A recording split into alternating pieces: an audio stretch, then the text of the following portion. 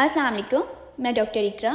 आज मैं जिस टॉपिक के बारे में बात करूंगी वो है fungal infection in your private areas. कि फंगल इन्फेक्शन आपके प्राइवेट एरियाज़ में किस तरीके से डेवलप हो सकता है, उसको आप कैसे पहचान सकते हो, उसके क्या क्या कॉजेज़ होते हैं और उसका क्या क्या ट्रीटमेंट प्लान होता है। आज हम इस टॉपिक के बारे में बात करेंगे। ये एक बहुत ज़्यादा सेंसिटिव टॉपिक है जिसके बारे में लोगों को बहुत ज़्यादा कम इन्फॉर्मेशन होती है और नॉलेज होता है, और लोग हेजिटेट फील करते हैं, शर्म फील करते हैं डॉक्टर से इस बारे में बात करने से। अच्छा जी, फंगल इन्फेक्शन होता क्या है?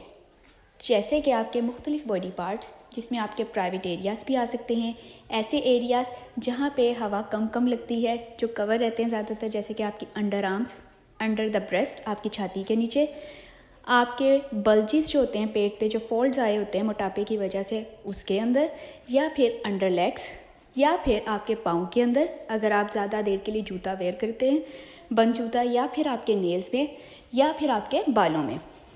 तो किसी भी बॉडी पार्ट के अंदर फंगल इन्फेक्शन डेवलप हो सकता है जब ये सारे पार्ट्स जो हैं ज़्यादातर बंद रहते हैं, यानी कि कवर रहते हैं, या फिर आप इनको वॉश करने के बाद इन बॉडी पार्ट्स को प्रॉपरली ड्राई नहीं करते हो। वॉश करने के बाद ये डैम्प रहते हैं, तो वहाँ पे क्या होता है, फंगस की ग्रोथ होना शुरू हो जाती है। जिस तरीके से दीवारों पे सीम लग जाती है ना, एग्जैक्टली सेम उसी तरीके से आपके बॉडी पे भी फंगस की ग्रोथ होना शुरू हो जाती है, जिसको हम फंगल इन्फेक्शन कहते हैं।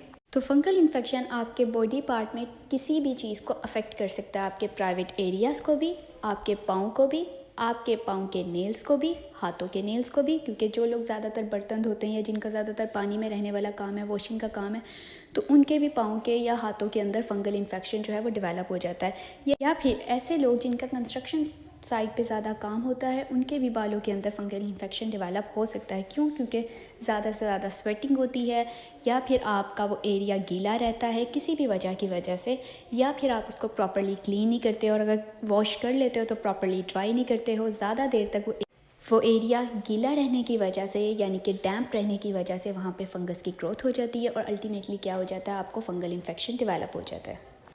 फंगल इन्फेक्शन का मेन सिम्टम जो हमारे पास आता है वो है ईचिंग। आपको ज़रूरत से ज़्यादा उस एरिया पे ख़ारिश होती है। इसके अलावा आपकी रिंग के फॉर्म में आपको स्किन पे एक इन्फेक्शन नज़र आता है, जो रिंग की फॉर्म में बढ़ता चला जाता है। जो रिंग का पैच डेवलप हुआ है फंगल इन्फेक्शन की वजह से, वो वाइट कलर का भी हो सकता है, या फिर रेड पिंक से कलर का भी वो पैच हो सकता है, और उसके अंदर मुख्तलिफ छोटे छोटे किस्म के दाने निकले होंगे, जो इंडिकेट करेगा फंगल इन्फेक्शन को।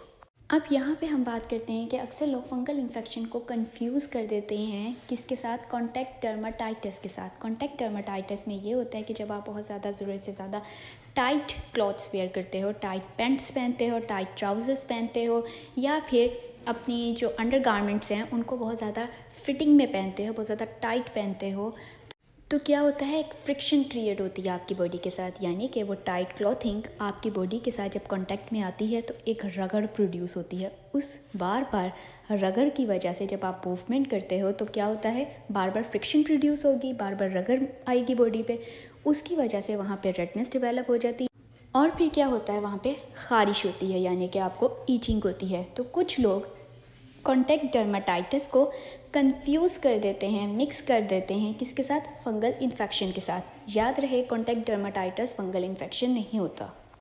इसलिए जिनको कॉन्टैक्ट डर्माटाइटिस डेवलप हो या फ्रीक्वेंटली डेवलप हो जाता हो, तो उनको चाहिए कि वो लूज़ फिटिंग क्लॉथ्स पहने। यूजुअली कॉटन फैब्रिक क्लॉथ्स को प्रेफर किया करें। कोशिश किया करें रात सोते हुए खुले खुले ट्राउज़र्स पहन के सोएं, ताकि आपके प्राइवेट एरियाज़ पे हवा लगे और वहाँ पे कॉन्टैक्ट डर्माटाइटिस जो है वो डेवलप ना हो। जो पूरा दिन फ्रिक्शन प्रोड्यूस हुई है उससे भी आपकी बॉडी को काफ़ी हद तक यूँ रिलीफ मिल जाता है।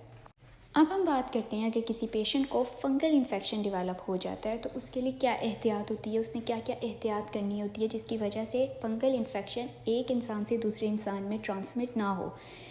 Fungal infection due to contact एक इंसान से दूसरे इंसान में ट्रांसमिट हो सकता है। आपने अपने लिए एक सेपरेट सोप का इस्तेमाल करना है। आपका साबुन बिल्कुल सेपरेट होना चाहिए बाकी घर वालों के साबुन से। इसके अलावा आपने किसी का यूज़ किया हुआ टॉवल अपने लिए नहीं यूज़ करना, आपका एक अलग टॉवल होना चाहिए। यूजुअली आपने कोशिश करनी है कि आप कॉन्टैक्ट से ज़्यादा बच सकें, जिसकी वजह से आपने वॉशरूम जाते हुए कमोड सीट का इस्तेमाल नहीं करना, ताकि कम से कम कॉन्टैक्ट हो।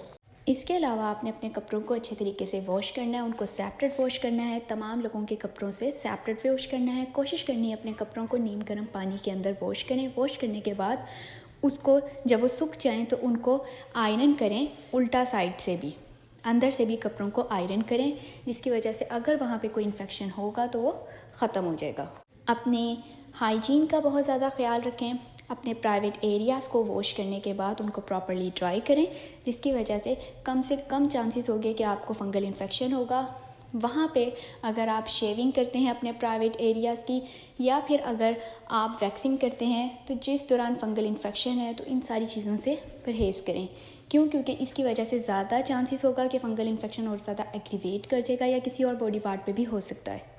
अगर आपको फंगल इन्फेक्शन वाली साइड पे बहुत ज़्यादा ख़ारिश जैसे होती है तो आपने ख़ारिश करने से परहेज़ करना है ज़्यादा से ज़्यादा। इससे क्या होता है, जब आप ख़ारिश करते हैं तो आपके हाथ पे भी इन्फेक्शन लग सकता है, और जब वो आप हाथ या नेल या अपनी फिंगर किसी दूसरे बॉडी पार्ट पर लगाते हैं तो वहाँ पे भी इन्फेक्शन का चांस इंक्रीज़ हो जाता है।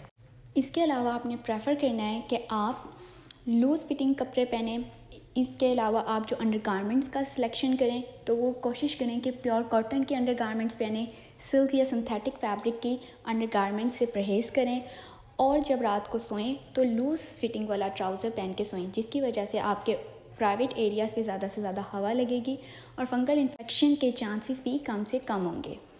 अब बात करते हैं, अगर आपको फंगल इन्फेक्शन हो जाता है तो इसका मेडिकल ट्रीटमेंट क्या होता है। इसके लिए आप कोई भी एंटी फंगल वॉश का इस्तेमाल कर सकते हैं या एंटी फंगल क्रीम्स का इस्तेमाल कर सकते हैं। क्रीम्स में क्या आ सकते हैं, आप कोई भी एज़ोल का फार्मूला ले सकते हैं या फिर आप टर्बेनाफाइन ले सकते हैं।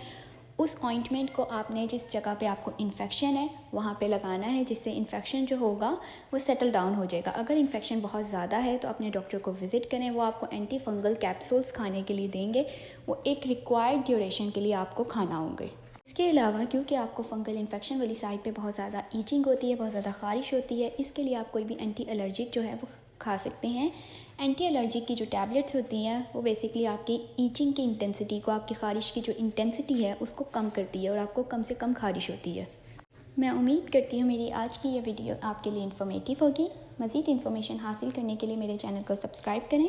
तब तक अपना ख्याल रखें। अल्लाह हाफिज़।